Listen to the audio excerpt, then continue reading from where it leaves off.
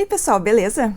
Bem-vindos ao meu canal. Eu sou a professora Vanessa Ralph e nesse vídeo eu vou dar uma aula sobre o romance Água Funda de Ruth Guimarães. Essa aula foi preparada pensando no romance da Ruth Guimarães como uma leitura obrigatória para vestibular. Atualmente, lembrando que esse vídeo está sendo gravado em 2025, o Água Funda é leitura obrigatória da URGS, a Universidade Federal do Rio Grande do Sul, e da UFMS, a Universidade Federal do Mato Grosso do Sul. Mas, futuramente, pode vir a ser leitura obrigatória de outras universidades. Me permitam dar as minhas credenciais para vocês. Eu sou licenciada em Letras Português e Inglês, tenho mestrado em Literatura Comparada, sou doutora em Estudos de Literatura, já dei aula em cursos pré-vestibulares e atualmente eu dou aula em um instituto federal e atuo no ensino médio e na graduação. Então vocês podem ficar tranquilos que vocês estão em boas mãos. Nessa aula, eu vou fazer um resumo bem detalhado da obra e também vou fazer uma análise crítica do romance direcionada para quem vai prestar vestibular. O ideal é que se leia a obra na íntegra, mas eu sei que isso nem sempre é possível. Se você não leu, esse vídeo vai te ajudar a conhecer melhor a obra para responder as questões. Se você leu, esse vídeo vai te ajudar a entender detalhes do enredo, já que é uma obra que tem uma certa complexidade, e a análise que eu faço vai te ajudar a interpretar melhor a obra e a perceber certas temáticas. E também vai te ajudar aí a lembrar do que se passa no enredo quando estiver respondendo uma questão. Eu já aviso que o vídeo vai ser longo e não vou trabalhar com slides nem nada do gênero. Então, se você quiser apenas ouvir esse vídeo, é tranquilo. Eu faço nesse formato pensando justamente naquele estudante que não tem tempo de sentar e assistir a um vídeo. Então, se você quiser deixar esse vídeo rodando enquanto lava uma louça, enquanto pega um ônibus, coloca o fone de ouvido e escuta a minha voz, que eu vou te guiar pelo romance Água Funda de Ruth Guimarães. Em vídeos futuros, eu pretendo também resolver questões de vestibular referentes ao Água Funda. E vocês podem ficar tranquilos que assim que esses vídeos forem lançados, eu vou deixar o link aqui na descrição. Sem mais delongas, vamos para nossa aula. Vamos começar conhecendo a autora dessa obra, a Ruth Guimarães. Ela nasceu no interior, na área rural de São Paulo, em 1920. Dos 3 aos 8 anos, ela morou numa fazenda no sul de Minas Gerais. Cursou magistério, foi datilógrafa, foi revisora e funcionária pública concursada. Ela conheceu o famoso escritor Mário de Andrade em 1943, frequentando um círculo literário chamado Grupo da Baruel. Ela se formou em letras na URGS em 1950. Foi casada com José Botelho Neto e teve 9 filhos. Ela morreu em 2014 aos 93 anos de idade. Água Funda foi seu primeiro livro, que foi publicado pela primeira vez em 1946, pela editora Livraria do Globo. Na época, o romance foi bem recebido pelo público e pela crítica. Inclusive, críticos literários famosos como Antônio Cândido, Álvaro Lins e Brito Broca escreveram sobre o romance. Ao longo do vídeo, eu vou trazer alguns pontos trazidos por esses críticos. A repercussão inicial do Água Funda fez com que a Ruth Guimarães se tornasse a primeira mulher negra a ter uma repercussão nacional. Porque sim, Ruth Guimarães era uma mulher negra. Porque sim, gente, Ruth Guimarães era uma mulher negra. Água Funda foi apenas o segundo romance a ser publicado por uma mulher negra no Brasil, sendo o primeiro após a abolição da escravatura. O primeiro romance publicado por uma mulher negra no Brasil foi Úrsula, da Maria Firmina dos Reis, que foi publicado em 1859. Ou seja, entre a publicação do primeiro romance escrito por uma mulher negra e o segundo romance escrito por uma mulher negra, se passaram 87 anos. A gente pode pensar que em meados do século XX, quando Água Funda foi publicado, que as coisas eram um pouco diferentes. Mas, infelizmente, não. A segunda edição foi publicada somente em 2003, lembrando que a primeira foi em 1946, ou seja, somente 57 anos depois. A terceira edição já não demorou tanto, saiu em 2018 pela 34, e é essa edição aqui que vocês encontram nas livrarias atualmente. Teve uma outra edição também que foi publicada pela TAG, mas foi em conjunto com a editora 34. Essa minha edição de 2018, ela é uma reimpressão de 2023, é a quarta reimpressão que saiu em 2023. Espero que venham muitas outras reimpressões e outras edições, e espero que as escritoras não caiam mais no esquecimento em função de seu gênero ou de sua cor. O romance Água Funda, ele se passa em uma área rural do sul de Minas Gerais, ali pela primeira metade do século XX. Ou seja, 1900 e pouco, mas muitas vezes se remetendo ao tempo passado. Esse romance vai contar a história de pessoas que viveram em uma fazenda chamada Olhos d'Água. Antes de comentar o resumo do enredo capítulo a capítulo, eu preciso chamar a atenção de vocês para alguns elementos desse romance. Primeiro que romance é um gênero literário caracterizado por ser uma narrativa longa e não necessariamente precisa conter uma história de amor. Eu não vou entrar em grandes detalhamentos, tá? Mas o que você precisa saber é isso, que romance aqui eu tô me referindo a uma narrativa longa, diferente, por exemplo, de um conto que é uma narrativa curta. Eu também quero comentar um pouco sobre o narrador antes de adentrar a história. Para quem não sabe, a gente pode dizer que o narrador é uma espécie de voz que conta a história. O narrador desse romance, ou narrador, e eu vou explorar isso mais adiante, conta a história da fazenda Olhos d'Água para alguém. Então a narrativa vai ter um tom bastante oral, como se alguém nos estivesse contando uma história, um causo. Existem outros romances na literatura brasileira que têm narradores semelhantes, né? Um exemplo é o Blau Nunes, dos Contos Gauchescos, e outro é o narrador do Grande Sertão Veredas, do Guimarães Rosa, esse grande clássico da literatura brasileira. E esse narrador, então, está contando a história para o interlocutor. Nós não sabemos exatamente quem é esse interlocutor, mas o narrador se refere a ele diversas vezes como moço. Para vocês terem uma ideia de como é esse narrador, vou ler aqui um trechinho de um comentário que o narrador faz com o interlocutor, que está na página 18 dessa edição aqui. Que frio! Sentiu? É a morte. Passe morte que estou bem forte. Ou então é a alma de Maria Carolina, que Deus guarde, que veio tomar conta do que foi dela. Vocês perceberam aqui esse tom bastante oral, e além desse tom oral, a gente também pode perceber aqui ditados populares. Esse passe morte que estou bem forte, por exemplo. E isso vai ser algo também que vai permear todo esse romance, tá?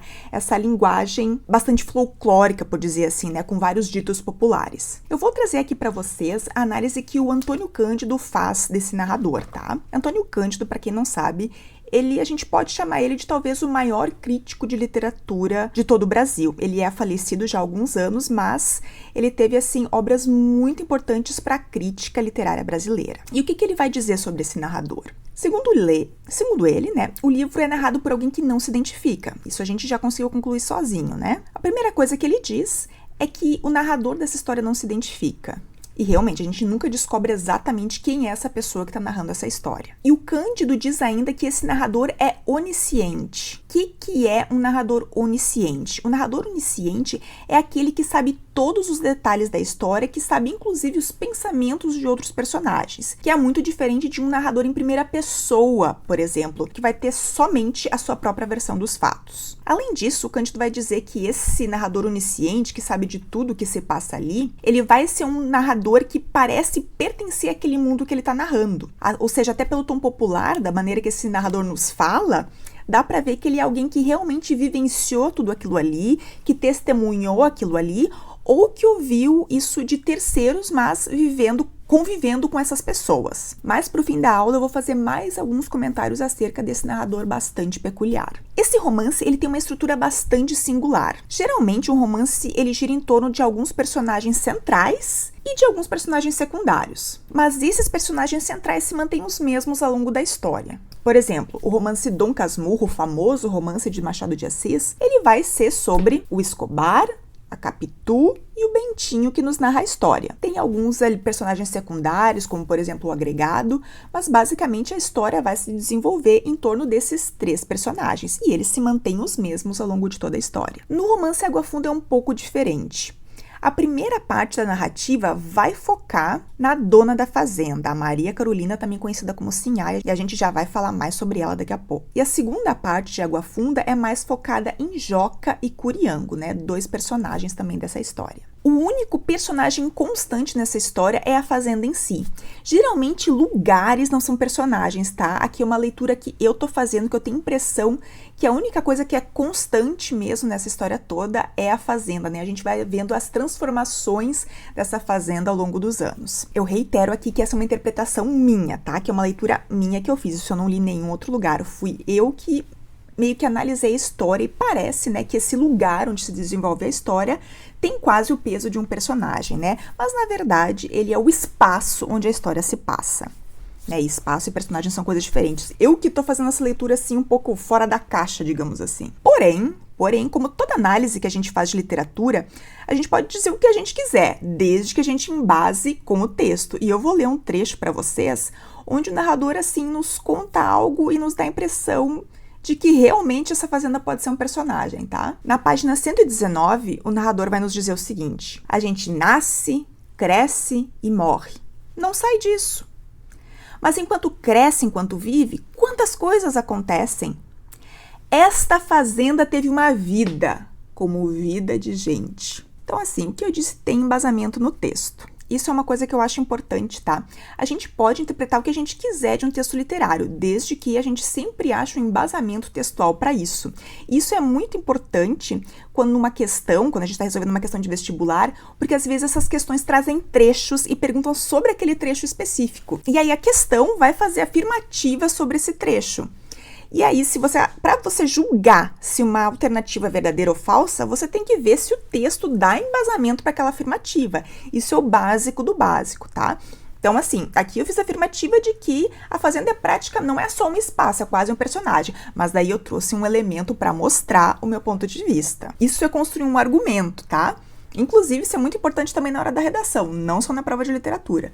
Mas isso é papo para outro momento. Mas assim, se você ainda não assina meu canal e tá prestando vestibular, assina, que volta e meia eu tô postando vídeos sobre outros assuntos. Eventualmente eu também posto sobre redação. Vamos então para o capítulo 1 de Água Funda de Ruth Guimarães. O capítulo 1 ele começa com a descrição da fazenda, cujo engenho é do tempo da escravatura. O que era senzala virou paiol.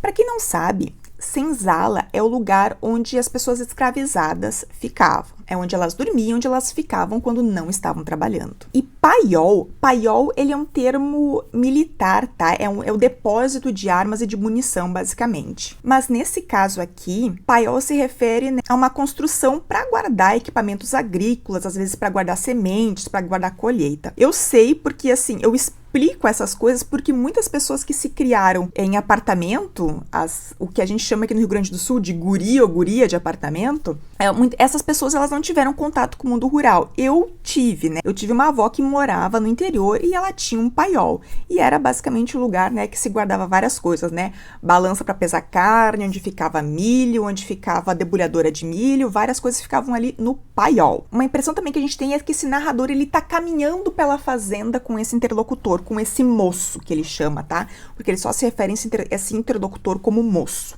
Então, esse narrador tá caminhando com esse moço pela fazenda e parece que ele tá mostrando as coisas. Olha aqui, esse paiol aqui, isso aqui era senzala. Nesse primeiro capítulo, nós também temos a apresentação da personagem Maria Carolina, também conhecida ao longo da história como Sinhá. Para quem não sabe, Sinhá é o termo como pessoas escravizadas se referiam à patroa, a senhora da casa grande. E para quem não sabe, Casa Grande é a casa onde os donos da fazenda moravam. Inclusive, tem um clássico brasileiro chamado Casa Grande Senzala, do Sérgio Buarque de Holanda, que é o pai de Chico Buarque de Holanda. Ela é uma obra muito importante, ainda que a gente possa fazer muitas e muitas críticas a ela. Ela, digamos assim, que foi a obra que criou o mito da democracia racial no Brasil. Esse mito da democracia racial é o mito de que pessoas brancas, negras e indígenas viveriam, assim, em paz e harmonia. Só que a gente sabe que a gente mora no país onde existem várias tensões raciais e onde existe muito racismo.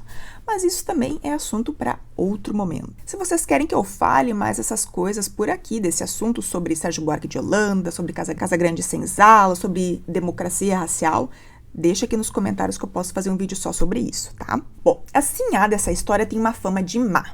Diziam até que ela mandava amarrar escravo que tentava fugir até morrer de fome. Mas o narrador disse o seguinte: falatório só. O povo fala demais. O que sempre se via ali eram os cavalos de passeio. Então era um ferro que tinha e as pessoas diziam que ela amarrava os escravos, fujões, e deixava eles ali até morrer, né? Mas daí o narrador, né, reitera: não, o pessoal usava isso aí só para prender os cavalos. Bom, e como que é feita a apresentação desse personagem? É feita por meio da descrição de um quadro. Então, assim, já fica evidente que essa pessoa não tá em carne e osso presente ali, no caso a Sinhá, né? Ela só tá presente ali como uma memória, como uma presença por meio desse grande quadro. O que também já fica evidente a que classe social essa Maria Carolina pertence. Porque, né, para uma pessoa ter o quadro pintado, eu precisava ter muito dinheiro, já que era algo muito caro, porque eu precisava chamar um artista para fazer. Não é como hoje que a gente pode, né, tirar foto a um custo baixo. Agora eu vou ler para vocês a descrição desse quadro que o narrador faz. Não adianta. Alguma coisa continua triste. Não há sol que espante os pensamentos da gente num lugar vazio assim. Dizem que esta casa é assombrada por causa do terreirão, onde os negros morriam debaixo de açoite. Muitos não acreditam, são abusantes. Pode ser e pode não ser. Aquele listão verde enfeitado de rosas foi a última dona que mandou pintar. Essa era bonita. Na outra sala há um retrato dela, no meio de outro listão verde, com rosas. Maria Carolina, está escrito por baixo. Parece que ela segue com os olhos quem perturba o silêncio destas salas.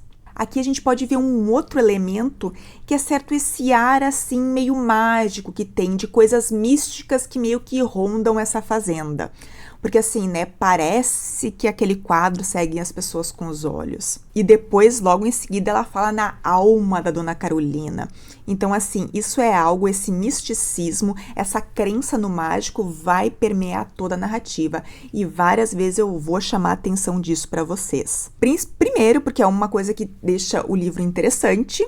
E segundo, porque isso foi objeto de questão da URGS. Então, assim, essa primeira descrição da Sinhá, da Maria Carolina, a gente já pode ver que ela, de certa forma, assombra essa fazenda. Ainda no primeiro capítulo, nós vamos ter a descrição do que foi o casamento da Maria Carolina. Assim, ela teve uma grande festa no casamento dela, ainda que tenha sido um casamento contra a vontade dos pais. E é provavelmente, segundo o narrador, que é por isso que a Maria Carolina não reclamava muito do marido. E esse marido aprontava muito, ela teria razões para reclamar. Ele aparentemente tinha muitas amantes. E até se dizia que ele teve filho com uma das mucamas. Para quem não sabe, mucama era uma mulher escravizada que trabalhava dentro da casa grande, né, servindo os patrões. Como eu já comentei, a Maria Carolina, ela tinha uma fama de má. Certa vez ela comprou uma escrava, uma pessoa escravizada, como é politicamente correto se dizer hoje em dia. Ela comprou uma mulher para ser a cozinheira dela. E aí pediram para que ela comprasse o marido dessa escrava junto. E ela negou veementemente. Aqui não há de faltar macho para ela. E muitas pessoas argumentaram, não, mas assim ela fica mais feliz. E ela foi irredutível. E aí, nesse primeiro capítulo, a gente vai saber, né, que o marido da Maria Carolina realmente aprontava muito, mas um dia ele finalmente mudou. Só que daí já era tarde demais e se diz, né, que a Maria Carolina já estava com o coração endurecido quando isso aconteceu. E por que o marido mudou? Por que ele deixou de ter amantes? Porque a Maria Carolina quase morreu quando teve a filha. E a filha se chamava Gertrudes, a Sinhazinha Gertrudes. A Sinhá fica viúva. Um dia, simplesmente, o cavalo do marido apareceu sozinho na fazenda, né? Ele havia saído e o cavalo voltou sozinho. E aí, quando foram atrás dele, encontraram ele com o pescoço quebrado e uma ribanceira. Encontraram ele com o pescoço quebrado e uma pirambeira. Para quem não sabe, pirambeira é um penhasco, né? É um abismo. A Sinhá vestiu luto. Para quem não sabe, vestir luto é se mostrar estar de luto. Muita gente associa isso a usar roupa preta, mas não é só isso. Tem muito a ver também como, por exemplo, não frequentar festas. Por exemplo, a pessoa vai na missa, mas se tem uma festividade, depois ela não participa da festividade. As pessoas não ouvem música em casa, por exemplo, elas evitam participar de qualquer festividade. Então, assim, é um período de muita introspecção, né, para mostrar que tu tá, né, vivendo um luto, que tu perdeu alguém próximo. Isso é uma coisa que hoje não se usa mais muito, inclusive eu teria todo um discurso para fazer sobre como a gente higienizou o luto de certa forma, né? Mas isso, de novo, é outro assunto. Mas só queria deixar claro que isso é uma coisa bastante antiga. E o costume de usar roupas escuras, ele tem muito a ver com uma classe especial específica, tá? Isso a gente vê muito em novela, mas assim, isso era comum em quem tinha dinheiro para comprar roupas novas de uma cor específica, no caso preto. Entre outras classes mais baixas, isso era inviável. Então, a Maria Carolina, né, ela se mostrou de luto, vestiu esse luto. Porém, ninguém a viu chorar. E aí, quando ela via a cozinheira chorar, que foi aquela que ela negou comprar junto o marido, ela dizia, eu também fiquei sem marido e não tô chorando. Então, assim, ela era uma mulher muito dura e, às vezes, cruel. E aí, nós entramos no capítulo 2. E o capítulo 2 nos começa falando do fantasma da Sinhazinha Gertrudes. Prestem atenção de novo aqui, essa coisa sobrenatural que faz parte do dia a dia dessa fazenda, tá? Eu tenho que chamar atenção para quem não leu que isso, assim, uma assombração é uma coisa muito natural, né? As pessoas até ficam meio assustadas às vezes, mas é algo que elas enfrentam como algo rotineiro.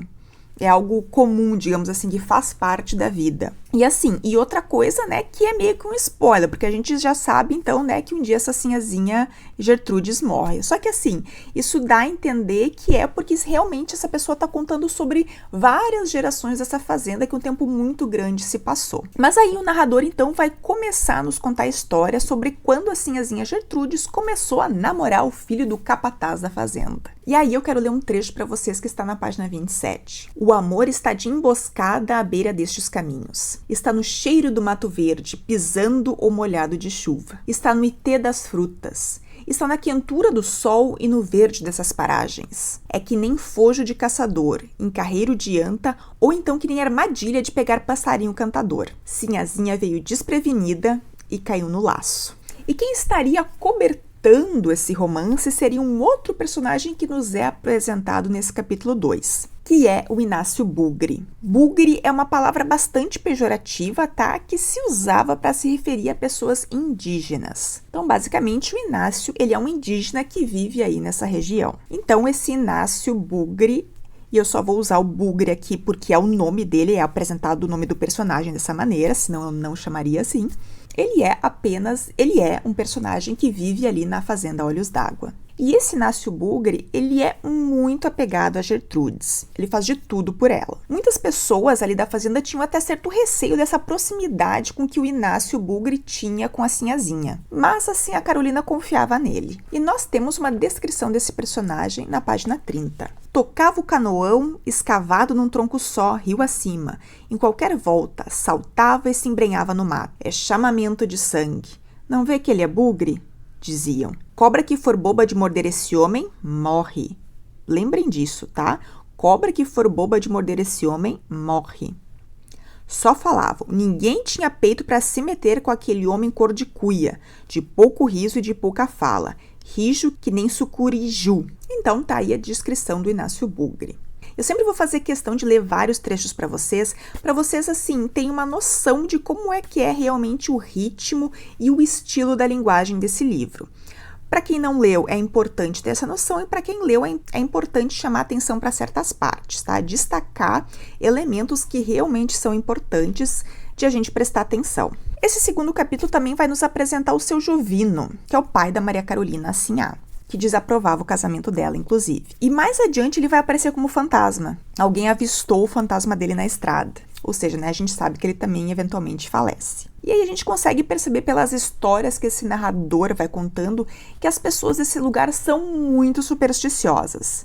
De novo, né, o mágico, o sobrenatural faz parte do dia a dia dessas pessoas. Também vamos conhecer nesse capítulo a Cia Maria, que é a mãe da Maria Carolina, que no caso foi a esposa do seu Jovino. A sinhazinha Gertrudes visita diariamente essa Cia Maria, mas fica por pouco tempo, porque na verdade ela usa essas visitas à avó de desculpa para poder se encontrar com o namoradinho dela. E aí ela pede, né, para a avó que se a mãe perguntar, dizer que ela tinha passado lá o dia inteiro. Aí ela fala assim para a avó: bom, vovó, já vou, se mamãe aparecer, eu tenho passado o dia aqui. Aí, ainda nesse capítulo, essa avó falece e assim a Carolina se mostra terminantemente contra esse relacionamento da sinhazinha com o filho do capataz. E aí, o que acontece? A Gertrudes acaba fugindo com o filho do capataz. O que é um capataz? O capataz é o chefe dos trabalhadores de uma fazenda, tá? Que assim a Carolina se mostra contra esse casamento por diferenças financeiras e sociais, né? Uma diferença ali de classe social. Porque, né, apesar de ele estar estudando para ser advogado, o cara não tinha dinheiro. E aí depois, assim, que esse casal foge, fica um climão e o capataz, assim, ele não consegue mais trabalhar na fazenda, ele se sente mal trabalhando lá. E assim, a Maria Carolina trata ele, assim, com muita frieza. Ela assim, eu já imaginava que tu ia pedir as contas, eu já fiz aqui as tuas contas. E depois que esse capataz pede demissão, vários outros capatazes passam pelo cargo, mas nenhum para. Até que... E aí nós entramos no capítulo 3. No início desse capítulo, o dono de uma fazenda vizinha, que era o dono da fazenda Limoeiro, expulsa o filho mais velho de casa. Mas apesar de ter sido expulso de casa, ele chega na fazenda Olhos d'Água em uma alazão. Para quem não sabe, um alazão é um cavalo de raça, uma raça muito nobre de cavalo. E esse alazão tá com arreios de prata, ou seja, né, chiquérrimo. É como se hoje em dia o cara chegasse com um carro importado zerinho, né? Ou seja, de cara a gente já sabia que essa pessoa tinha muito dinheiro. Chegar com um alazão com arreio de prata era como chegar com uma Ferrari ou com um Porsche. O pessoal da fazenda olha para esse cara chegando e todo mundo já fica meio desconfiado. Menos assim a Maria Carolina, que contrata ele como capataz. Aí vocês param e pensam. Um cara que nunca trabalhou na vida, que era filho de um fazendeiro, assim como a Maria Carolina também era filha de um fazendeiro e herdou a fazenda. O cara nunca trabalhou na vida e ele vai chefiar trabalhadores. Isso tem tudo para dar errado. Mas mesmo assim a Maria Carolina contrata ele como capataz. E aí, do nada, os dois anunciam um casamento. E aí a história não dá muitos detalhes, não conta pra gente exatamente quanto tempo se passou entre ele ter chego na fazenda e os dois terem se casado, mas, né, aparentemente não passou tanto tempo assim. O narrador só nos diz que ele estava na casa dos 20 anos e que a Maria Carolina já estava nos 30 e muitos, ou seja, ela tinha a minha idade, que eu tenho 30 e todos, eu tenho 39. Então aí provavelmente Maria Carolina já estaria mais ou menos com a minha idade. E aí logo depois que eles anunciaram o casamento, começou a correr a notícia de que a Sinhá iria vender a fazenda. O irmão da Sinhá, que se chamava Miro, alertou a Maria Carolina. Esse cara só quer teu dinheiro. É melhor tu casar com separação de bens. E aí eu vou ler para vocês o apelo que o Miro faz para a irmã. Mana, escute o que eu digo. Você ainda é conservada e até bonita. Não, aqui eu tenho que fazer um parênteses, né? Que ofensa, né? Dizer que a mulher com 30 e vários, que ela é conservada. Eu, quando me dizem que eu sou conservada, eu me sinto um pepino em conserva, sabe? E aí, assim, mas ele não para por aqui. Ele não diz só tu tá conservada. Ele diz tu é conservada e até bonita. Gente, a maior é a legítima ofensa isso aqui. Ah, me desculpa, eu tergiversei, eu tenho mania de me perder nos assuntos, mas eu precisava comentar isso, gente. É bem coisa de irmão chinelhar a pessoa assim, né? E assim, gente, eu sou gaúcha, tá? Chinelhar é uma gíria aqui do Rio Grande do Sul, assim, que a gente usa quando alguém quer humilhar outra pessoa, basicamente. Mas então, voltando, relendo. Mana, escute o que eu digo. Você ainda é conservada e até bonita. Mas esse moço o que quer é o seu dinheiro. Veio com muito agrado, com muita cortesia, já veio tocado de onde veio, agora quer entrar na riqueza outra vez, à sua custa. Pense bem no que vai fazer. Eu não tenho nada com a sua vida, você é livre. Quer casar? Case. Permita a Deus que ele ainda não vá lhe dar um pontapé quando se pilhar servido. Eu sei com quem lido, Miro, respondeu Maria Carolina. Tá certo, você quem sabe o que está bem e o que não está. Faça uma coisa então, só para prevenir. Case com separação de bens. Se ele for bom e correto mesmo, não fica prejudicado com isso. E se não for, não vai ter jeito de botar fora o que é seu. O Miro era meio louco, mas quando o caso era de dinheiro, tinha mais juízo do que os outros.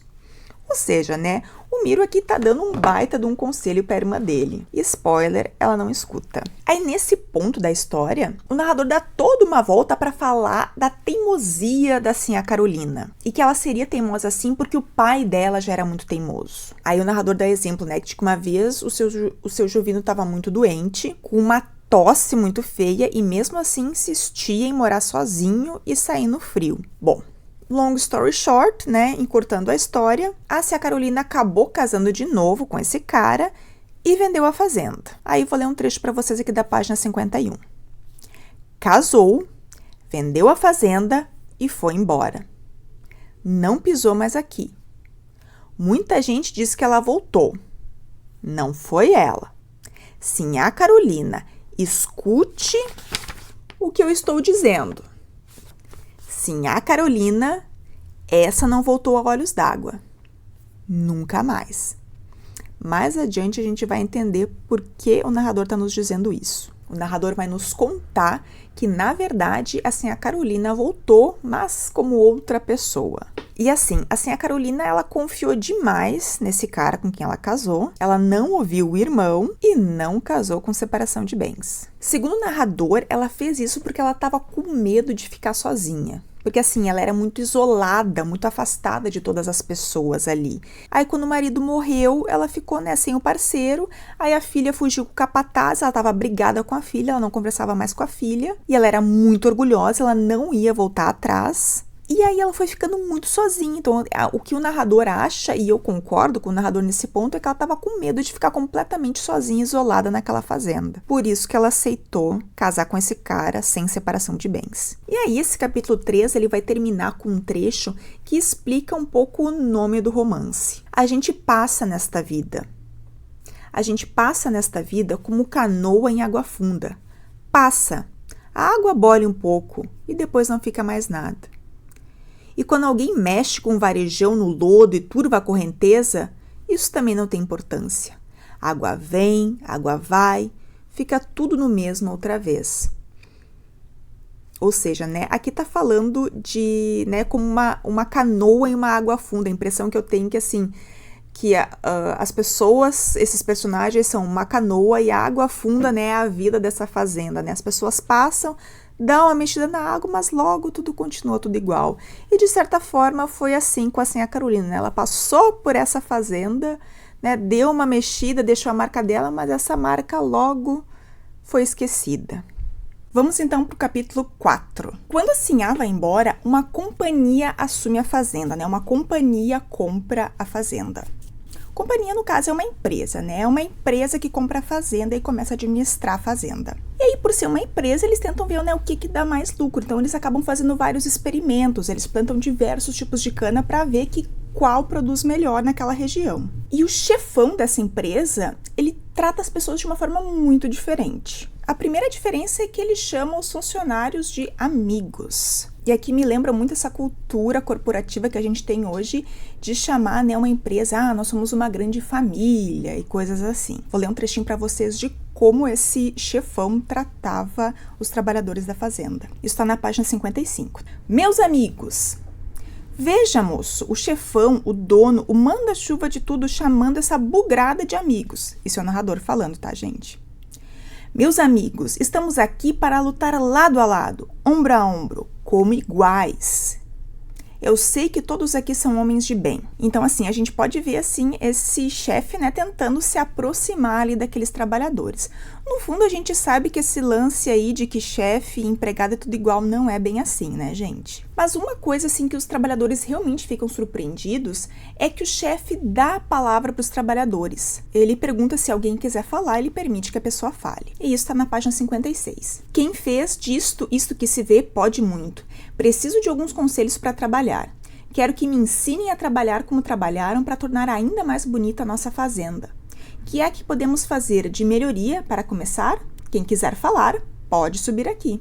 Então, né, ele está dizendo que ele precisa da ajuda desses trabalhadores, ele está fazendo um apelo. O narrador está nos mostrando que aqui houve uma mudança na administração da fazenda, né, que teve uma mudança de perspectiva de como que as coisas eram administradas por lá. E aí o narrador ainda complementa dizendo que a companhia ficou na fazenda por cerca de 50 anos. E aí nós adentramos o capítulo 5. No capítulo 5 as coisas mudam bastante, porque esses personagens que nós estávamos acompanhando, eles mudam, como eu havia falado para vocês que aconteceria no início da aula. Então aqui, né, a gente muda o foco da Maria Carolina para outros personagens. E aí esse capítulo 5 começa falando do Miro. Se vocês não lembram quem é o Miro, ele é o irmão da Maria Carolina que aconselhou ela lá a casar com separação de bens e ela não escutou o irmão. Bom, então o Miro, ele tem uma empresa de transportes e ninguém botava fé nessa empresa que ele tinha, mas acabou vingando.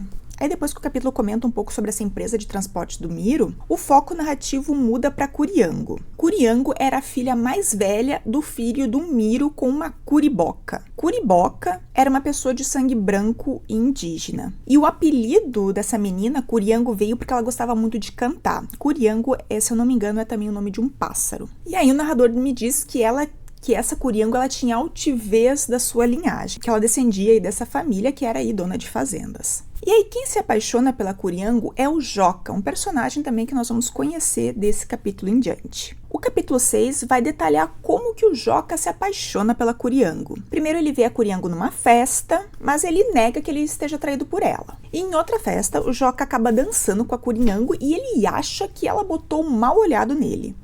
E aí, de novo, aqui eu chamo atenção para essa coisa mágica, né? Ele não acha que ele esteja apaixonado, ele acha que, né, ela botou um mau olhado nele. Porque sentir sentimentos é coisa de outro mundo. É muito mais plausível achar que isso foi mal olhado. E aí ele fica assim meio perturbado e ele acorda no fundo de um penhasco, onde, segundo ele foi parar porque ele estava fugindo da Curiango. Mas as pessoas dizem que a Curiango não saiu da festa. Aí o Joca continua insistindo nessa história de mal olhado e ele vai buscar a ajuda de uma benzedeira. Para quem não sabe, benzedeira é uma pessoa, geralmente uma mulher mais velha, que tem essa prática de benzer, né, que faz orações, realiza ritos para proteger a pessoa. E essas benzedeiras, elas podem curar, entre aspas, né, tanto doenças físicas quanto espirituais. O mal olhado aqui, no caso, né, seria um problema espiritual que o Joca teria, né, que alguém teria colocado um mal olhado nele.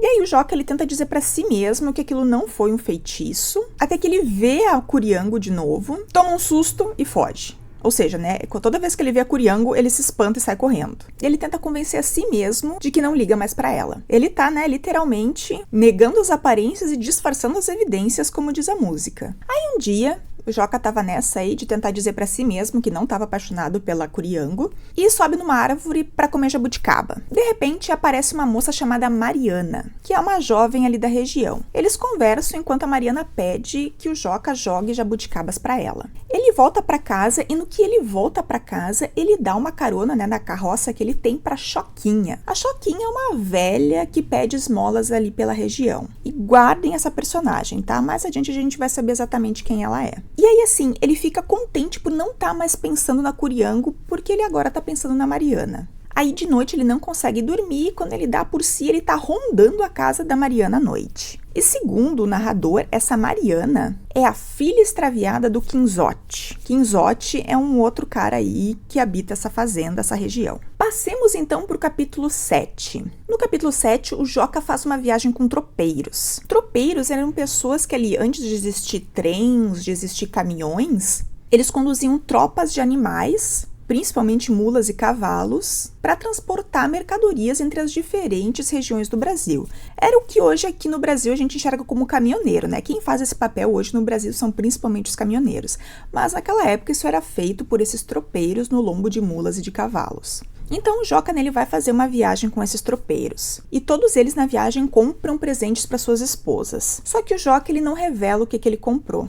Aí à noite os homens se juntam assim ao redor do fogo para descansar, para jantar e contar histórias de assombração. E aqui de novo eu chamo atenção para vocês, para como é comum essa coisa do sobrenatural e do mágico ser normal nessas histórias. E aí então eles ficam lá contando essas histórias de assombração e aí até que o assunto vira pro Joca e pra Mariana. E quando todos eles dormem, um dos tropeiros, chamado Dito, vai remexer as coisas do Joca e encontra um pacote. E aí, abrindo o pacote, descobre que ali dentro tem um corte de seda. Vamos então para o capítulo 8. O Joca vai com a Mariana até um jogo de truco na casa da dona Júlia, que seria uma mulher de má vida. Aqui, mulher de má vida quer dar a entender que é uma prostituta. E aí, nesse jogo de truco, chega um homem recrutando trabalhadores, oferecendo 30 mil réis por dia.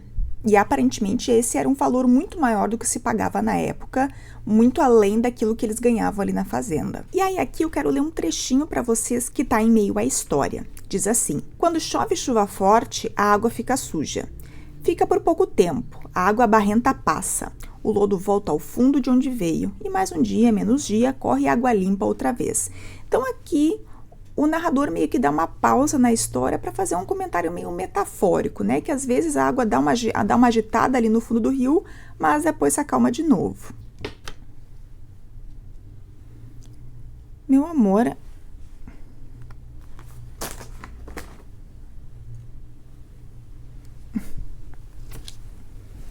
a mamãe está trabalhando. Tu acha que o teu sachê vem de onde, meu amor? De onde tu acha que vem o dinheiro para comprar teu sachê, hein? Ó, dá oi pra todo mundo lá. Dá oi. Tá, tu quer ficar no meu colo? Então fica. Aí o narrador retoma a história e nos fala que o Joca leva a Mariana para uma missa campal. E assim, eu já vi críticos analisando, dizendo que a descrição dessa missa campal que a Ruth Guimarães faz é uma descrição muito bonita, que é uma construção literária muito rica. E aí a Mariana vai nessa missa com um vestido de seda que foi feito com a seda que o Joca havia dado para ela. E todos ficam horrorizados de ver a Mariana na missa, porque ela era uma mulher de má fama. E lá na missa campal eles encontram a Curiango, aquela velha paixão que o Joca achava que tinha botado um mal olhado nele. Isso mexe ali com os sentimentos do Joca. Ele leva a Mariana para casa, que acaba jogando o vestido pela janela. E a verdade é que o Joca ele se sente inferior a Curiango. E ele meio que sente vergonha de estar andando com essa Mariana. Então, num impulso, ele procura o recrutador da companhia e se oferece para trabalhar. E aí, ao final desse capítulo, o Joca vai jogar truco novamente, só que o jogo acaba em briga, com 2 amigos do Joca sendo presos. Adentremos, então, o capítulo 9. O capítulo 9 começa falando de um personagem chamado Mané Pão Doce, que era um homem que vendia pães ali na região. E esse Mané Pão Doce um dia simplesmente sumiu. Quando ele voltou, ele falou que ele foi enganado por um desses recrutadores que apareciam por lá. Eles fazem essa promessa de que pagavam bem, que não precisavam levar nada, que a companhia providenciaria tudo. O trabalho era abrir mata com facão e foi-se para abrir estrada. Então era um trabalho muito pesado. Havia mosquitos, doenças com muita febre, com calor, mas segundo ele isso era até o de menos, esse nem era o pior. O responsável por esses trabalhadores, ele era extremamente vigilante. E ele era assim, era um cara que as pessoas não viam ele sequer comer. Ele não parava nem para comer. E diziam, inclusive, que ele tinha partes com o diabo. Vou ler um trechinho para vocês. Não dormia, ninguém via o homem comer. Tinha partes com o diabo, eu acho. E quando a gente parava um pouco para limpar o suor ou beber um gole d'água, lá vinha ele. Tem um contrato assinado por vocês. Quem não quiser trabalhar vai para a cadeia como vagabundo. Aquilo doía na alma. Trabalhar até não poder mais e vir lá gritar na cara da gente. Vocês são os vagabundos, cambada de vagabundos, não querem trabalhar, vão pra cadeia, seus vagabundos. E era assim, dia e noite. Imagina tu tá num trabalho pesado, cheio de mosquito, calor, e ter alguém gritando nos teus ouvidos dizendo que tu é vagabundo. Deve ser realmente muito irritante, dá vontade de matar o cara, né? O pagamento aos trabalhadores não era feito em dinheiro, era feito em vales que só poderiam ser trocados num armazém específico. E aí esse armazém, que aceitava esses vales, cobrava um preço exorbitante. E esse armazém não vendia mistura.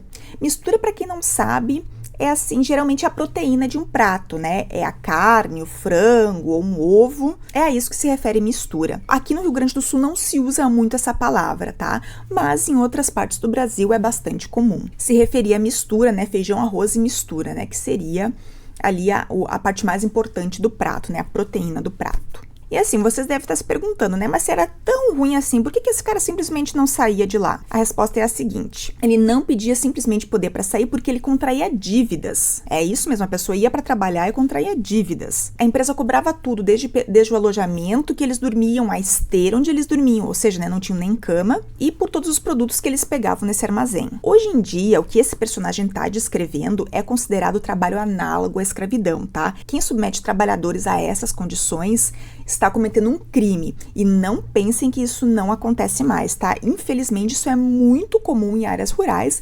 inclusive aqui no Rio Grande do Sul, tá? Não é uma coisa que só acontece em regiões extremamente pobres do Brasil, não. Aqui no Rio Grande do Sul, por 2 anos seguidos, regiões que plantam uvas para a produção de vinho e de espumantes foram condenadas por trabalho análogo à escravidão, tá? Infelizmente, é uma coisa que ainda existe. Não é uma coisa que só acontece nesse romance que ficou no passado. Não, ainda é um problema nos dias de hoje. Eles fazem a pessoa contrair dívidas naquele trabalho de maneira que ela não possa deixar o trabalho. Até que um dia, né, o Mané Pão Doce, ele queria muito sair de lá, e aí um dia ele viu uma oportunidade.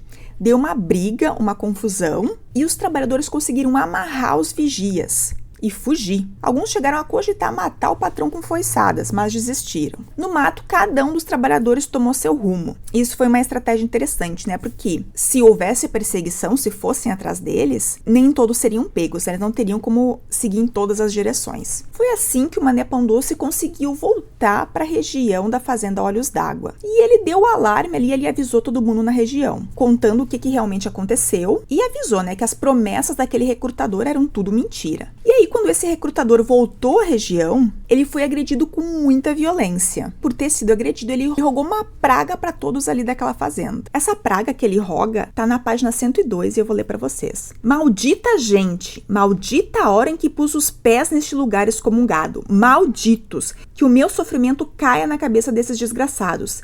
Que morram de morte feia, sem ter ninguém que acuda. Que passem fome e sede e não achem quem tenha compaixão deles. Malditos. Chegou a espumar de ódio. Que desça o atraso aqui e nada mais vá por diante. No fim, nem falar mais podia. Só uivava. Uivava que nem cachorro louco, com a boca cheia de espuma e de terra. Lucy, eu tô trabalhando, meu amor. Não vê que eu tô gravando, tu faz barulho assim, tu me atrapalha.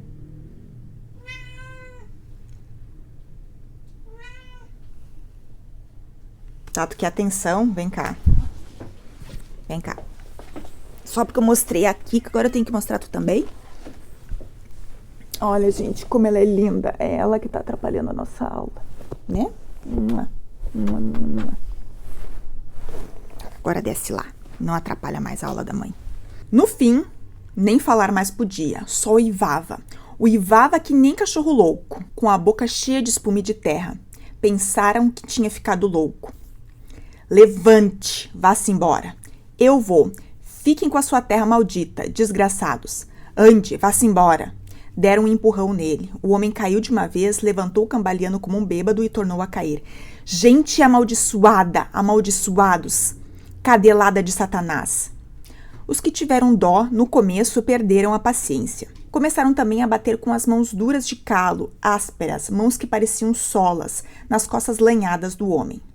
Vá-se embora, boca suja. Saia daqui, mardiço. Saia daqui, praguento. Saia, saia. O bugre, que é um homem às direitas, afastou o pessoal e achegou-se. Levante. Pegou no braço dele sem dizer mais nada e foram andando. Lá em cima, quase na beirada da serra, o bugre, carão fechado, como sempre, apontou para baixo. O caminho é esse. Vá direito, que vai dar em Maria da Fé. Suma! Então o homem encarou bem nele e gritou.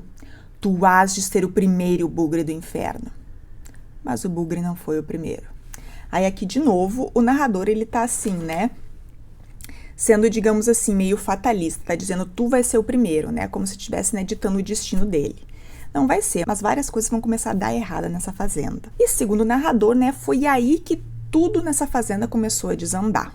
Vamos ao capítulo 10. Joca começa a ter problemas com o jogo e com bebida. O amigo dele, o Vicente Rosa, convence o Joca e diz que a Curiango não quer nada com ele porque ele anda com gente de má fama. Aqui de novo aparece a personagem Choquinha, que é aquela velhinha que pede esmolas por ali. E ela pede esmolas em dinheiro ou mesmo em comida. Ela aparenta ser uma personagem secundária e sem importância, mas depois vamos ver que ela é importante para a história sim. Por enquanto, eu quero que vocês tenham em mente que ela é uma senhorinha bem idosa e que vaga pela região mendigando por sua sobrevivência. E aí o Joca começa a se esconder no mato só para ver a Curiango passar. Só de vê-la de longe ele já se emociona. Sim, hoje a gente chamaria isso de um stalker. Hoje nós temos o Instagram que a pessoa pode entrar e olhar o perfil e os stories, mas naquela época tinha que se esconder no mato para poder ver o ser amado, né, o objeto da obsessão. Aí, enquanto o Joca fica ali, né, escondido e só esperando pela Curiango passar, ele vê um tal de Kim. Q-U-I-M, Kim. Ele achou que esse Kim e a Curiango pudessem ter algo. Mas, na verdade, a amada do Kim era a Cecília, que era esposa do Antônio Olimpo, que era amigo do Joca. E aí o Joca fica num dilema, porque ele viu a esposa do Antônio Lima traindo ele com outro homem. E ele não sabe se ele deve contar a verdade pro amigo ou não. E ele continua aí nesse hábito de ficar espreitando, de ficar escondido, tentando ver a Curiango. Até que um dia ele toma coragem e se declara para ela. Mas o narrador, em um tom meio pessimista, nos diz que a Mãe de Ouro é mais forte. Essa Mãe de Ouro é uma figura folclórica e a gente vai ver que o Joca vai ter uma relação bastante peculiar assim com essa entidade folclórica. O capítulo 11 vai nos dar mais detalhes de quem é essa tal Mãe de Ouro. E pela descrição, essa Mãe de Ouro ela poderia ser facilmente confundida com uma estrela cadente. E eu vou ler a descrição para vocês que está no início desse capítulo 11, está na página 115. Onde mora? Mora no fundo da terra. Onde ela está, o ouro brota do chão, que nem mato. O fundo do rio onde se acoita é dourado e brilhante, que é ver um céu. A areia se estrela de escamas, tudo ouro. Quando vai mudar de lugar, vira uma bola de ouro, tão bonita que parece fogo riscando o céu. A gente enxerga um minuto só aquilo avermelhado no ar. Depois some. Eu já vi. Vi com estes olhos que a terra há de comer, a mãe de ouro se mudando de olhos d'água. Quase na madrugada em junho, tudo escuro como breu, só o céu estava claro, estrelado que era uma boniteza. Nessa hora uma coisa, feita uma estrela grande, despencou e foi caindo até sumir do outro lado da terra.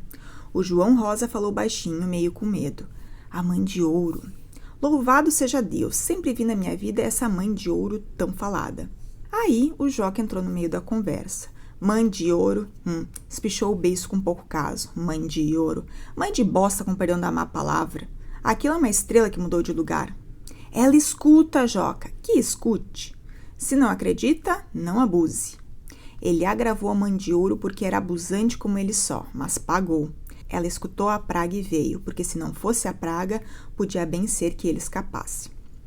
Então, assim, de novo, mais uma vez eu tô chamando atenção para como as pessoas desse mundo, inclusive o narrador, buscam explicações místicas, folclóricas para os fenômenos que acontecem em volta deles. Então, assim, uma descrição de algo aqui que é claramente uma estrela cadente, aqui está descrita como sendo a mãe de ouro, essa figura folclórica. E como o Joca teria amaldiçoado, teria falado mal dessa mãe de ouro, ela teria, digamos assim, né, se vingado nele, e é por isso que todos os problemas depois que a gente vê que esse personagem tem, vai ser o fato de ele ser atormentado por essa figura da mãe de ouro. Então aqui, né, o narrador está dizendo que se ele não tivesse, né, rogado essa praga para a mãe de ouro, podia ser que ele escapasse. E a gente vai ver que essa aqui não é a única praga que é rogada, né? Aquele outro recrutador também, né, rogou praga e que por isso tudo teria desandado aí na Fazenda Olhos d'Água. Aí o relacionamento do Joca e da Curiango evolui e os dois ficam noivos. E aí, enquanto eles já estão nesse período de noivado, o Joca tem um surto. E ele vê a mãe de ouro atrás da Curiango, né? Ou seja, ele vê essa entidade mística, essa entidade folclórica atrás da Curiango. E ele sai correndo desesperado. Ele acordou de noite todo machucado. E mesmo assim, o Joca apresentando todos esses problemas, ainda assim, a Curiango casa com ele. E aí, esse estado mental do Joca só vai se degradando. E depois que eles estão casados, ele chega a sonhar que ele mata a Curiango. Eu vou ler o trecho em que isso acontece para vocês. Mas eu não saí. Eu tinha dormido. Ah, você sonhou. E depois? Depois, franziu uma testa querendo lembrar. Não sei mais. Ah, sei. Você chegou com uma lamparina na mão e falou comigo. E eu não matei. Não matou o quê? Você não fala coisa com coisa. Não contei? Eu queria. Não sei. Alguma coisa está me fugindo da cabeça. Não me lembro. Que coisa? Não me lembro. Abaixou a voz e avisou sério, cochichando. Qualquer dia eu mato você. O quê? Curiango sobressaltou-se, mas olhando para ele viu que estava risonho, olhando a água que passava. Que brinquedo sem graça, Joca! Houve um silêncio pontilhado de pios de pássaros. Curiango! Que é? Nada. Ficou olhando a água que passava. Então a gente vê aqui que a coisa tá bastante tensa, né? Ele tá com essa saúde deteriorada e meio que assim, aqui meio na brincadeira, meio sério, meio que ameaçou a Curiango de morte. O narrador vai nos contar, então, sobre um ano em que na quaresma fizeram um Judas, que Curiango ajudou a costurar. Então, assim, se vocês não sabem o que é quaresma, quaresma é o período entre o carnaval e a Páscoa. Digamos assim, o carnaval, isso no calendário cristão e mais católico, tá, gente? Então, assim, o carnaval é aquele período, assim, que as pessoas extravasam, né? Todo mundo bebe muito, comete todos os pecados da carne, por assim dizer, faz muita festa, porque depois vai vir a quaresma, que é um período de 40 dias de mais introspecção.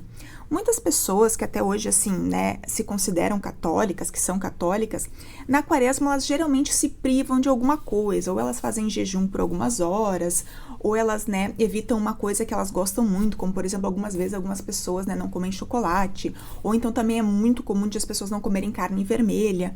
Então, assim, as pessoas se privam dessas coisas, que é um momento, assim, né, de introspecção. Porque, né, e esse período da quaresma, ele vai ter até a Páscoa, né? Tem a Sexta-feira Santa, que seria o dia que Jesus teria sido crucificado, crucificado, sábado de aleluia, e no domingo, né, Cristo ressuscita. E aí, nessa quaresma, eles resolvem, né, fazer um Judas para malhar o Judas. O que é malhar um Judas? Judas, se vocês não sabem, foi aquele apóstolo que traiu Jesus, né, que entregou Jesus. Então, geralmente no sábado de aleluia, as pessoas costuram um boneco para ser o Judas, e as pessoas assim, né, passam o carro por cima, pisam em cima, chutam, espancam o tal do Judas. Isso é malhar o Judas. Então, teve um ano, uma quaresma, que eles fizeram isso. E aí, o narrador nos diz o seguinte na página 121. Parece que essas coisas não têm nada a ver com o caso. Ou seja, essas coisas são, né, malhar o Judas, a quaresma e tal, e outras coisas que vão acontecer adiante. Parece que essas coisas não têm nada a ver com o caso. Tem sim. Servem para mostrar como Joca ficou diferente depois. Então, o que aqui o narrador está querendo nos mostrar? Ele está querendo nos mostrar, assim, que tudo ainda muito bem, né? O Joca estava participando lá da quaresma, depois a gente vê que ele participa de uma festa de São João, e que depois disso ele começa a mudar, mas que até então ele estava bem. Na festa de São João, alguns meses depois, né? A festa de São João em junho, o Joca já estava um pouco diferente. Ele às vezes se lembrava do caso da Cecília, né, que era aquela que estava traindo o amigo dele, e ele fica, né, assistindo o pessoal tentar subir no pau de sebo. Pau de sebo, para quem não sabe, é uma brincadeira de festa de São João em que eles passam, né, uma gordura, um sebo, né, num pau bem alto, e as pessoas, né, têm que tentar subir por ele, e vão escorregando naquele sebo, né, uma brincadeira. Aí, outra coisa que acontece um pouco depois disso é que Curiango dá à luz ao primeiro filho dela e do Joca. E ele se mostra meio estranho, ele toma umas decisões meio que sem sentido. Nessa época, o Joca ele tinha um carro e um boi, tanto que ele, né, uma vez deu carona pra Choquinha nessa carroça dele. E aí, do mais absoluto nada, ele resolveu vender a carroça e matou o boi para fazer um churrasco. E daí, ele começou, em vez de trabalhar por conta, ele foi trabalhar na usina, né? Que, como a fazenda plantava cana, eles tinham uma usina para processar essa cana. Para, enfim, se tornar melado, açúcar, etc. E assim, não faz sentido tu meio que ter um negócio próprio, né? Com tua carroça, teu boi. Não faz sentido tu vender isso e comer o boi para tu ir trabalhar de empregado. E aí o narrador nos diz, né? Que o Joca não foi assim sempre muito, muito certo. Na usina, então, ele foi trabalhar de foguista, que era quem trabalhava ali na boca do fogo onde se processava a cana. Mas ele não se adaptou muito bem e ele foi trocado de lugar com o Bebiano e foi ser tropeiro. O inverno naquele ano foi muito, muito rigoroso. E a geada, para quem não sabe, aqui no Rio Grande do Sul é muito comum, né? Mas pessoas de outros lugares mais quentes do Brasil talvez não saibam o que é. Mas a geada é basicamente ficar tão frio que o orvalho que se cria nas plantas à noite congela e isso acaba matando plantações inteiras às vezes. Às vezes a geada ela é tão forte que ela congela até a seiva da planta, isso mata a planta. Isso até é chamado de, né, geada negra, porque as plantas ficam todas pretas depois. E aí, em função disso, né, de as plantas estarem morrendo, muitos animais que se alimentavam de plantas acabam morrendo também. E aí animais começam a morrer por outros motivos. E é como se uma maldição tivesse se abatido sobre a fazenda Olhos d'Água. Outro problema que teve lá é que teve uma briga do administrador de Olhos d'Água com o Coronel Carneiro, que era de uma outra fazenda. Os dois brigaram porque as vacas de um invadiram as plantações do outro. E aí a briga acabou escalonando e um homem ali da localidade, um tal de Santana, acabou baleado numa briga. Pouco tempo depois, né, esse administrador da fazenda e esse coronel fizeram as pazes. E aí o narrador nos diz, né, essa gente que não tem a vergonha na cara. Isso nos é dito na página 129. Vamos então para o capítulo 12. O Vicente Rosa, o amigo do Joca, ele percebe que o amigo não tá muito bem. E pergunta, né, e aí, cara, o que tu tem? E aí o Joca diz, né, que o mal que ele tem tá na cabeça e no coração. E aí também compartilha com o amigo que qualquer dia ele vai embora com a mãe de ouro. O Vicente acha que o amigo tá bêbado, mas ele logo percebeu que não era esse o problema. E aí o Vicente pergunta pro Joca como que é a mãe de ouro. E aí aqui nós temos uma descrição na página 131. Que jeito ela é? É alta, com jeito de santa, vestida de amarelo e com os olhos fuzilando. Tem uma coisa na mão. Que coisa? Não sei, parece uma vela, mas é mais larga em cima. Aí, em uma noite de tempestade, o Joca acha que tem alguém na porta e pede que a Curiango vá ver quem é. O Joca acha que tem alguém tentando matá-lo. A Curiango explica que é só chuva, que não tem nada, mas o Joca continua achando que tem alguém na rua que tá tentando entrar pra matar ele. E aí o Joca continua, né, demonstrando um comportamento muito estranho, até que ele tem um surto enquanto ele tava trabalhando. E nessa época ele ainda tava trabalhando como foguista, no caso. E ele acabou, né, no meio de um surto, agredindo um colega, o Luiz Rosa. E aí ele agride esse colega e foge, e ele só é encontrado no dia seguinte. E aí, quando ele é encontrado, ele tá completamente sem sentidos, né? Ele tá inconsciente. Aí o Joca consulta com o médico da fazenda, que é o Dr. Amadeu. E o médico informa a companhia que o Joca não pode mais trabalhar na boca do fogo. E que ele também não pode ser demitido, que tudo isso seria, assim, uma pressão ainda maior, né, nessa doença que ele tinha, que aparentemente é uma doença mental que ele tem. O médico alerta, né? Se fizerem qualquer coisa diferente, ele não se responsabiliza pela morte do Joca. Aí o Vicente Rosa vai visitar o Luiz Rosa, que foi o cara que foi o amigo dele, no caso, o amigo do Joca, vai visitar o cara que o Joca agrediu.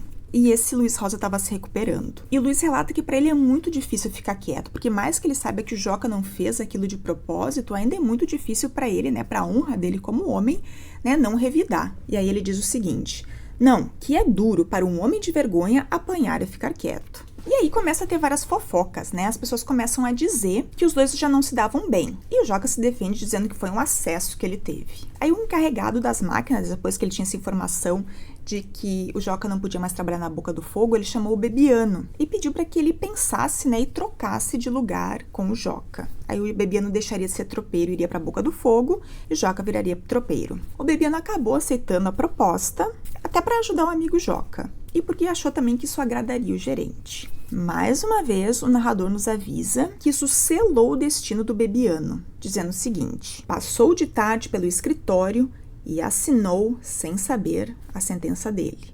Então, assim, de novo, assim, esse narrador, ele tá, né, sendo bastante fatalista, assim. Entramos no capítulo 13. O Vicente passa pela casa da Choquinha, que é aquela senhorinha que pedia esmolas, e oferece café da manhã para ela. Mas ela fala que ela já tinha se alimentado naquele dia. E aí nós descobrimos que essa tal de Choquinha é a Sinhá.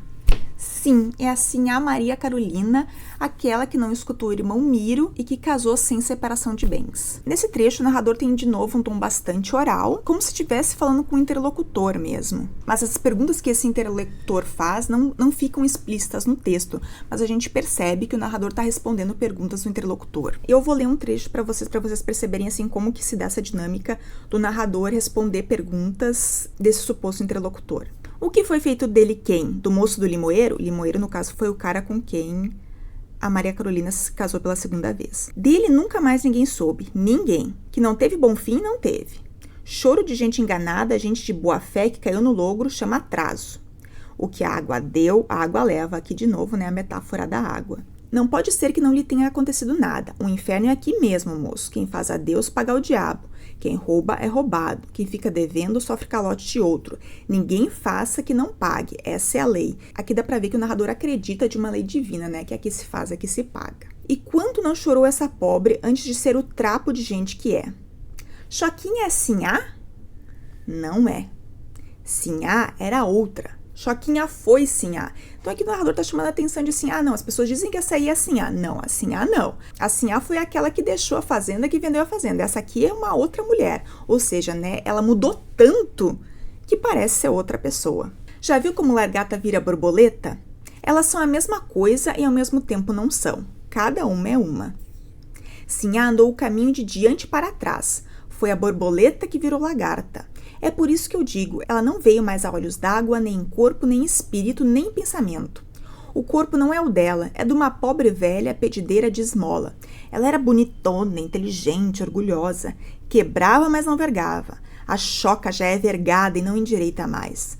Pode o povo dizer que as duas são uma pessoa só. São mesmo, mas esta Choquinha não é aquela Sinhá. Uma coisa se pode escrever. Se ela tivesse uma isca assim de juízo, se lembrasse isto que fosse do tempo dela aqui, se ainda fosse uma ponta de unha da mulher que era, não voltaria mais. Mas a Choca ficou abobada de uma vez e não se lembra. Nem era para menos. Cair muito de riba machuca. Quanto mais alto é o pau, mais bonito é o tombo. Não sei por que veio. Com certeza porque aqui é a querência dela e isso não se esquece.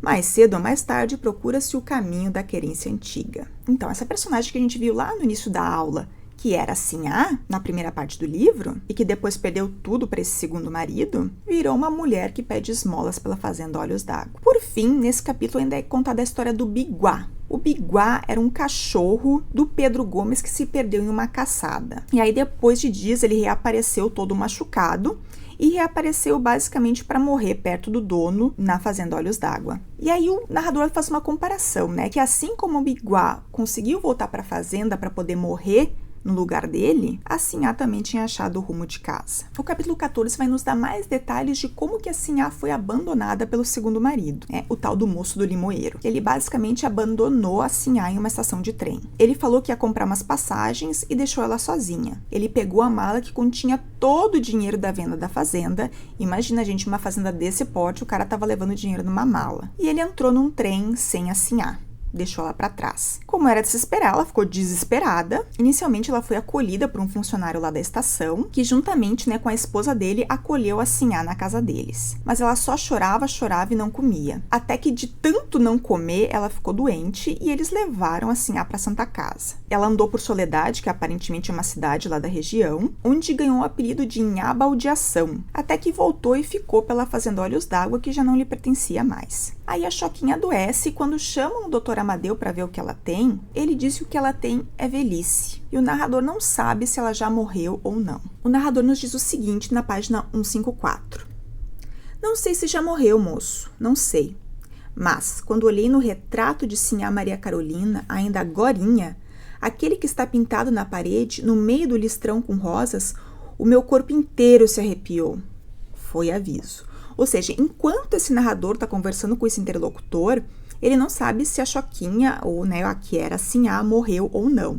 Mas ele só diz, quando ele viu o quadro, ele se arrepiou, Isso já seria um aviso. Aí o Bugre, que é aquele personagem indígena que a gente falou, que foi aquele que inclusive mandou o recrutador aquele tomar seu rumo, de repente apareceu morto. O Bugre, no caso, apareceu morto. O corpo dele foi encontrado embaixo de uma árvore, próximo a uma cobra toda estraçalhada.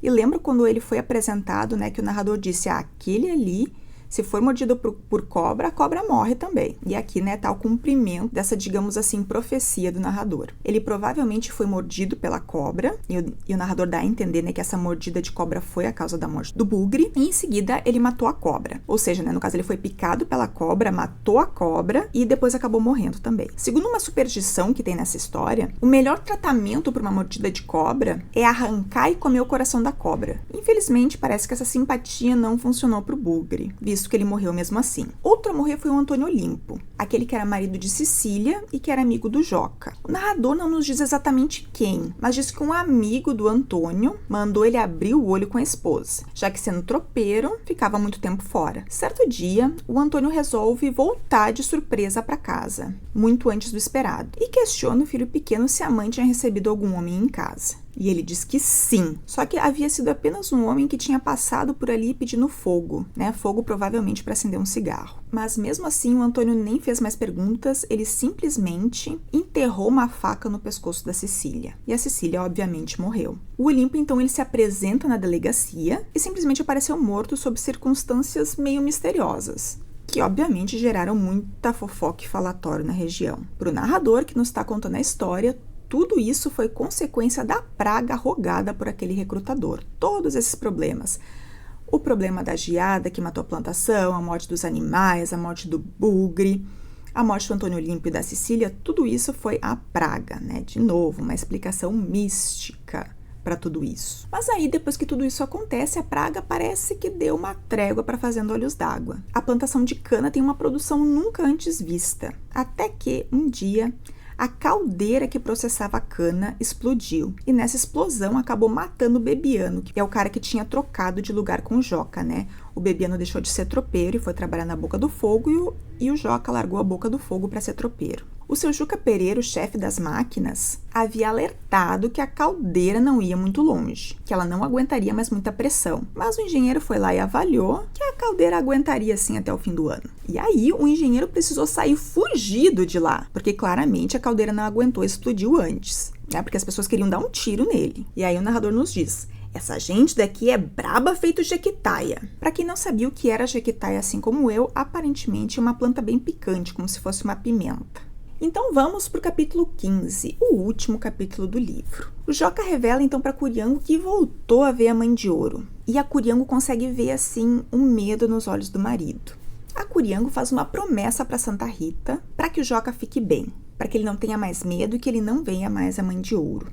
E aqui de novo a gente pode ver que os personagens eles estão buscando uma solução no mágico, no místico, na religião, na promessa. Até que um dia o Joca tem uma crise e foge de casa. Só que ele chama a Curiango para ir com ele. Só que ela tinha recém-tido outro filho e estava de resguardo. Por isso não podia ir atrás dele. O Vicente, amigo do Joca, promete para Curiango que vai trazer ele de volta. E encontra o Joca na Santa Casa. No dia que ele teria alto, a Curiango vai lá esperar por ele. Só que quando ela chega lá, ele já tinha saído sozinho. E aí a Curiango vai conversar com o médico, e o médico meio que não tem coragem de dizer exatamente o que o Joca tem. Mas a Curiango consegue entender as meias palavras do médico e basicamente ele tá dizendo que o Joca ficou louco e que não teria cura. Aí quando volta para casa, a Curiango descobre que o Joca já tinha voltado para a fazenda com o Vicente. E ele já estava vagando de novo pelo lugar. E foi assim que passava a ser. Ele passava dias fora vagando e reaparecia. E isso virou rotina para Curiango, ter que cuidar de um marido que tem uma grave doença mental, que simplesmente some por dias e depois reaparece. O narrador então encerra a narrativa dizendo que tudo isso foi consequência da praga daquele recrutador. E lamenta a cruz que a Curiango tem que carregar, de cuidar de um marido doente. Agora que eu contei a história em detalhes para vocês, tem mais algumas coisas que eu gostaria de comentar. Como é possível perceber pelos vários trechos que eu li para vocês, a história tem um tom bastante oral, com muitos ditos populares. A história ela tem também um tom memorialístico. A maior parte da história é toda contada a partir de lembranças. Então dá a entender que é uma pessoa mais velha que está contando a história para nós. E a organização dessa história nos dá um panorama da cultura, dos costumes e das crendices do folclore aí desse lugar do sul de Minas Gerais. Aí eu queria comentar com vocês alguns textos críticos sobre esse livro. Alguns deles, inclusive, estão nesta própria edição aqui. Tem até alguns textos do Antônio Cândido e de outros críticos que eles colocaram aqui nessa edição. Na página 7, o Antônio Cândido nos diz o seguinte: é um romance, mas escrito como se fosse prosa fiada, como se fosse narrativa caprichosa que vai indo e vindo ao sabor da memória, ao jeito dos contadores de casos. Mas ele faz uma ressalva, tá? Esta primeira impressão é justa, mas não deve esconder do leitor o que há neste livro de composição deliberada, de técnica bastante complexa, rica em elipses, em saltos temporais e em subentendidos. Ou seja, apesar de ser uma história com tom oral e popular, com vários ditos populares, é sim também uma narrativa muito rica, principalmente em termos de linguagem. O que à primeira vista pode parecer meio solto vai se revelando bem travejado, regido por um intuito fabulativo que dá ao todo a necessária coerência, sem a qual não se instaura a verossimilhança. Aí o Antônio Cândido vai se aprofundar um pouco mais nessa questão da linguagem em Água Funda. Quanto à linguagem, a construção talvez seja ainda mais elaborada, porque Ruth Guimarães consegue produzir um discurso de tonalidade espontânea, mas de fato carregado de estilizações bem conduzidas. Aqui não há o desagradável cacuete de muitos regionalistas. Então, aqui ele está se referindo ao que outros escritores regionalistas faziam, que deixava a linguagem meio artificial, meio pesada. O de querer imitar com um ânimo de exotismo pitoresco os modismos caipiras foneticamente sugeridos, do tipo, vamos indo por vamos indo. Ou seja, que ele está elogiando a Ruth Guimarães por não cair nesse clichê, nesse lugar comum. Ou, entonces não haverá de ser? Nada disso em Água Funda, caracterizado pela elaboração artificial de uma linguagem que obedece à disciplina da gramática. Então, aqui ele está dizendo que a Ruth Guimarães segue as regras da gramática tradicional. E, ao mesmo tempo, parece sair da boca do povo rústico. Então, por mais que ela tenha um respeito pela gramática e tudo, ainda assim ela conseguiu manter esse tom oral. Isso se chama literatura.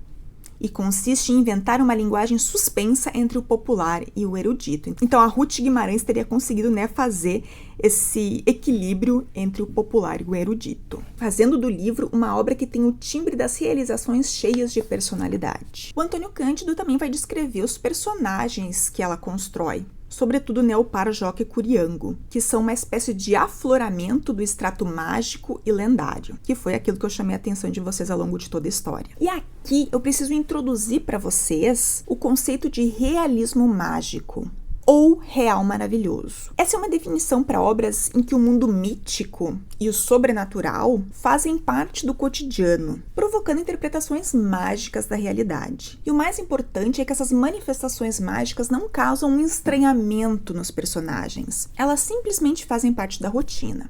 Deixa eu dar um exemplo para vocês. No romance Drácula, do Bram Stoker, que é um escritor irlandês, é um dos meus livros preferidos da vida, tá, gente? A gente tem o personagem Jonathan Harker, que ele viaja lá para Transilvânia e até então o Drácula é somente um cliente. E aí esse personagem começa a desconfiar que essa criatura, Drácula, que ele tá no castelo, que ele tá preso no castelo, basicamente, não é uma criatura natural, que ela pertence a um modo sobrenatural. E isso causa um grande espanto no Jonathan Harker, tanto que ele, assim, ele não consegue acreditar, ele acha que ele tá enlouquecendo, tá?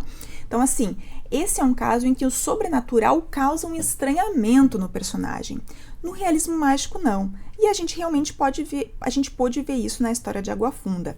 A gente vê, né, que todas as explicações folclóricas, supersticiosas, mágicas, tudo isso é parte da rotina dessas pessoas, nada causa um estranhamento. Esse realismo mágico, ele é típico da literatura da América Latina. Eu não vou entrar em detalhes aqui, tá? Mas eu achei importante mencionar esse conceito porque teve uma questão da URGS sobre o Água Funda que comparou um trecho de Água Funda com o trecho de 100 Anos de Solidão, do Gabriel Garcia Marques, que é, assim, o grande clássico do realismo mágico. Inclusive, em seguida, eu quero gravar um vídeo resolvendo questões sobre o Água Funda, e aí essa questão vai entrar, tá?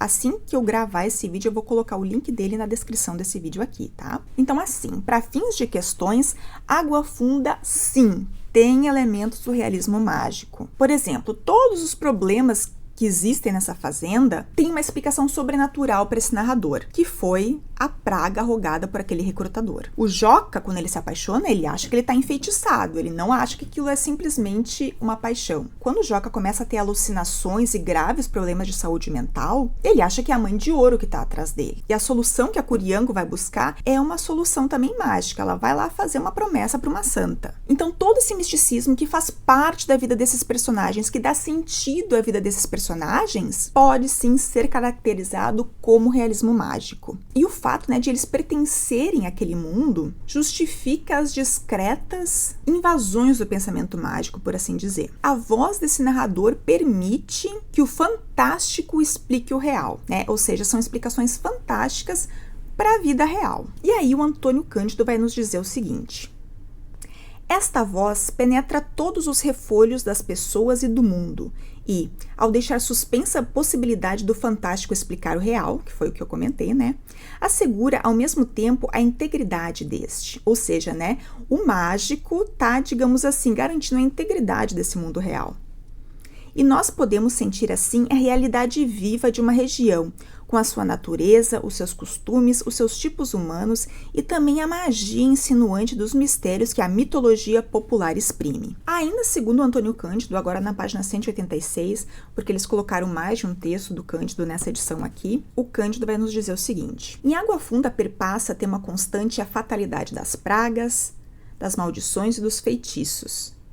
Todos, como Sinhá Carolina, marcham para sua tragédia com inflexível precisão, né? Ou seja, todos estão caminhando para o seu destino, né?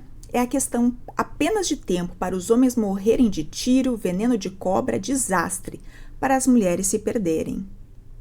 Ainda indeterminada na primeira parte, essa força se concretiza na segunda, com a obsessão permanente da Mãe de Ouro, que atrai Joca, misteriosamente levando-o a perder a razão. Loucos são os dois personagens principais do livro, Sinhá e Joca. Desgraçados, todos os demais. Assim, gente, o Antônio Cândido aparentemente realmente gostou muito dessa obra e ele se derrete em elogios para a autora. Tanto que ele vai dizer o seguinte na página 9. O que estou procurando sugerir é a complexidade dessa narrativa despretensiosa, que sabe fundir os planos e passa com tanta maestria do individual ao coletivo, do natural ao social, do real ao mágico. Voltando ao começo, é bom insistir no fato de Ruth Guimarães não ser apenas uma escritora dotada para a ficção, mas uma autoridade nos estudos da cultura popular, cultura que em Água Funda constitui verdadeira rede de sustentação. Quando eu apresentei a autora para vocês, eu comentei, né, que ela participava de um grupo de estudos e tal. E aí o Antônio Cândido encerra esse texto dele dizendo: Ruth Guimarães nos prende porque tem a capacidade de representar a vida por meio da ilusão literária. Graças à insinuante voz narrativa que inventou e desperta a credibilidade do leitor, introduzindo-o no mundo de Olhos d'Água.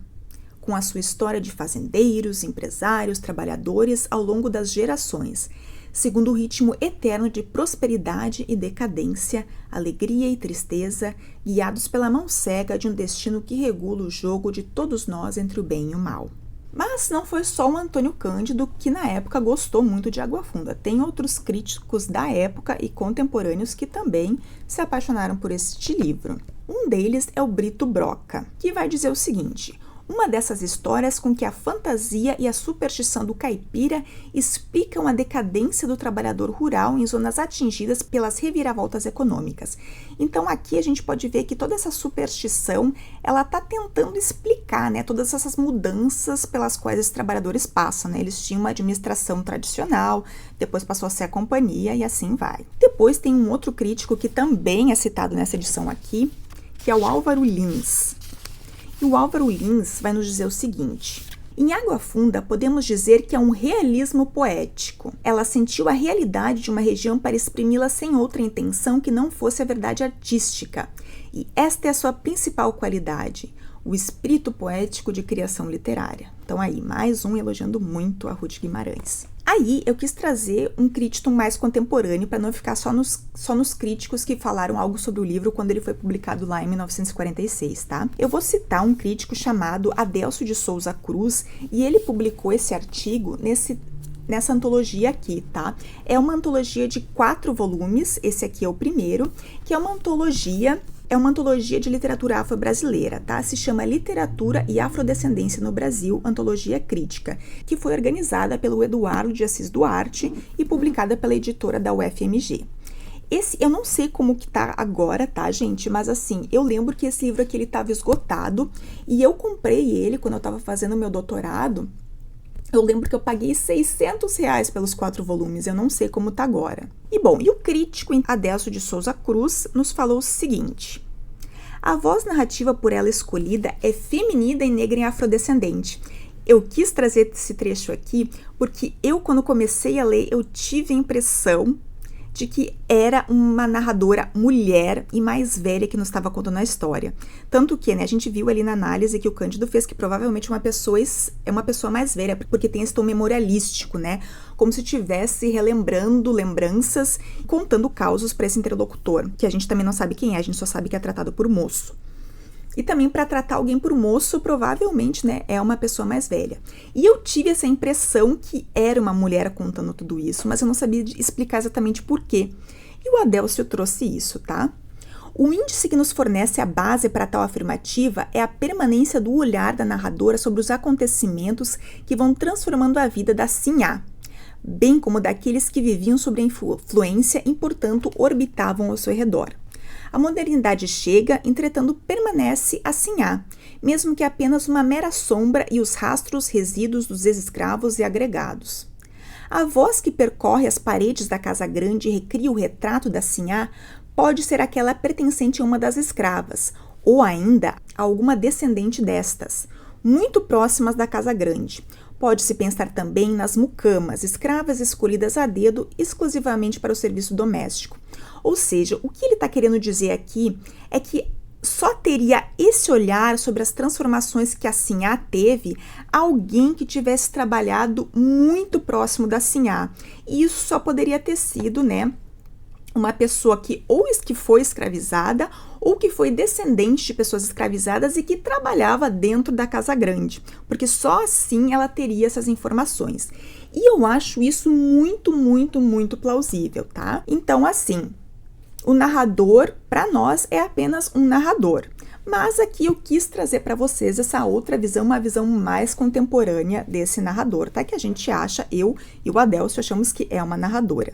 Se você aí lê o livro, me diz assim, o que você pensou quando você teve assim essa voz narrativa? Quem você achou que era? Você ouvia a voz de um homem ou de uma mulher? Ou você não ouvia nada, nem pensou nisso? Diz aí nos comentários para mim, por favor. E por fim, eu quero trazer também um trecho de um texto do Armand Neto. O Armand Neto, por acaso, por essas coincidências da vida, é uma pessoa que eu seguia no Twitter e agora acompanho no Blue Sky. Ele recentemente publicou um livro que eu estou ansiosa, aguardando para vir. E ele fez o trabalho de conclusão dele sobre o Água Funda da Ruth Guimarães. E aí ele tem um texto que depois eu vou deixar aqui o link aqui embaixo na descrição também, e ele vai dizer o seguinte: Mas se no campo da narrativa Água Funda é riquíssimo, o seu trabalho de linguagem não fica para trás, sendo talvez até maior. Dona Ruth, como certa feita disse ser sua intenção, tentou imprimir com fidelidade e apuro linguístico a maneira de pensar e ser do povo, respeitando tanto o pensamento quanto a linguagem caipira, buscando essa maneira de contar histórias e pôr a linguagem. Ou seja, tudo aqui, todo esse trabalho que o Antônio Cândido elogiou tanto de linguagem, de pensamento do caipira, tudo isso ela fez conscientemente, de propósito, tá? Não foi assim, simplesmente uma iluminação, ela psicografou tudo. Não, isso foi um trabalho literário da autora mesmo. E aí o Armaneto continua. É o que a autora diz ser escrever com profundeza, mas sem deixar de ser a simples e clara, para que pudesse ser entendida por todos. Acredito ter conseguido. Isso o Armand dizendo, né, gente? E eu concordo. E aí ele diz, né, não sou eu como Antônio Cândido. E a gente viu, né, como Antônio Cândido se derreteu também em elogios para Ruth Guimarães. Gente, chegamos ao final da nossa aula. Se vocês chegaram até aqui, não esqueçam de deixar o like no vídeo e de assinar o canal. E considerem se tornar um apoiador se tornando membro do canal, para que eu possa gravar mais vídeos como esse. Então, antes de ir nos comentários dizer, grava uma aula sobre o livro tal, que também é leitura obrigatória, pense em apoiar o canal, tá, gente? Porque aí sim eu tenho a possibilidade de gravar mais vídeos. Por enquanto, eu faço tudo, né, de forma artesanal e sozinha. Eu gravo em casa com meu celular e eu mesma edito as aulas, os vídeos. Se eu tiver mais apoiadores, eu posso eventualmente terceirizar pelo menos a edição dos vídeos e posso assim ter tempo para gravar mais aulas para vocês, tá certo? Por hoje era isso, gente. Um abraço e até a próxima. Bons estudos!